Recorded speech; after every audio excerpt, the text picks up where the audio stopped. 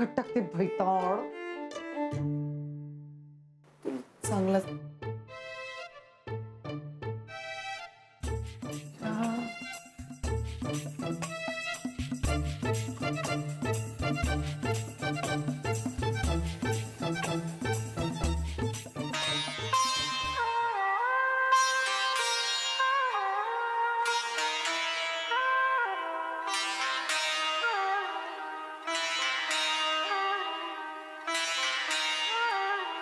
सुबह सुबह ले शिव का नाम कर ले बंदे.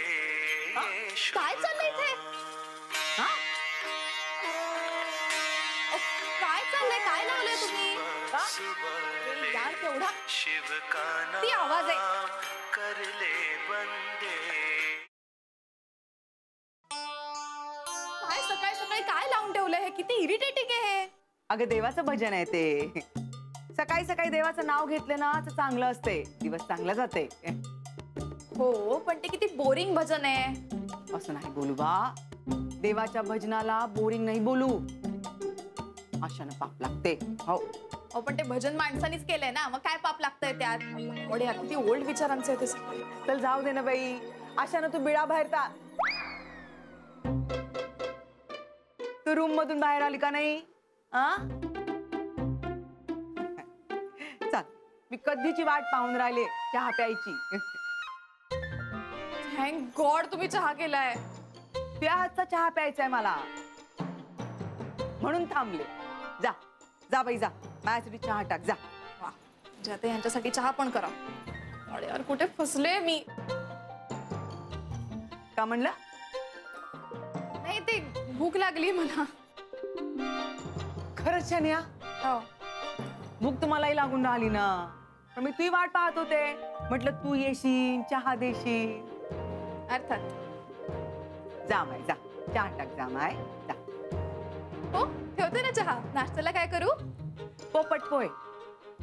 ई नॉनव्हेज खाणार आहे सकाळी? नॉनव्हेज असते काही ते.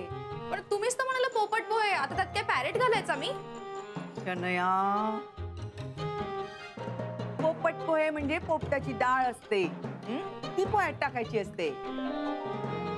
कांदा पोहे कसे असतात तसे पोपट पोहे. गॉड, मला वाटलं काय करायला सांगताय तुम्ही मला. आणि एक सांगू का, ऍक्च्युली ना मला एक काहीच येत नाही हो करता, आणि मला फारसं खायला पण आवडत नाहीये काही, म्हणजे उपमा पोहे अँड ऑल. अगं हे पौष्टिक अन्न असते. विदर्भात जा, मध्य महाराष्ट्रात जा, पश्चिम महाराष्ट्रात जा, नाही तर दक्षिण महाराष्ट्रात या. इथं पण चालत असेल, पण मला नाही ना आवडत. हा मग तुला का आवडते? खरं सांगू, मला ना बर्गर खायचंय.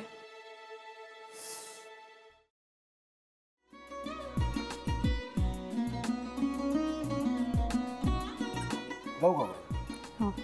असाच लावू ना.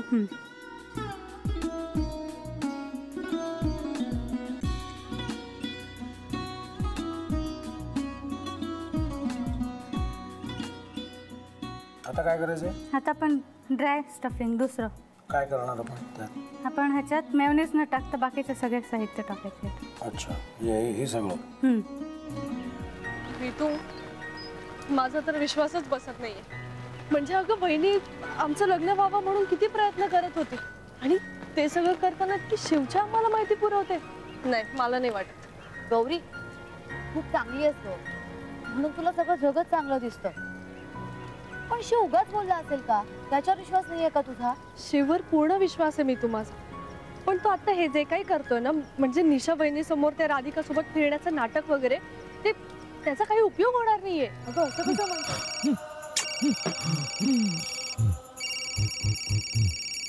अगं नीलिमा, जतीन भाईंचा कॉल आहे. हो माहितीये, रिसीव कर ना. अगं बघ, कट झाला. आता तू रिसीव केला नाहीस म्हणून ते मला करतील. अब पुन्हा आला बघ, घे बघू. पण हे एक ना एक दिवस घडणारच होतं. आता मला कळलं तुम्ही 2 दिवस झाले काय सांगत होता ते. बनू हे संकेत असतात आणि हे ठरवून येत नसतात. मी बाहेर तुमची वाट बघते.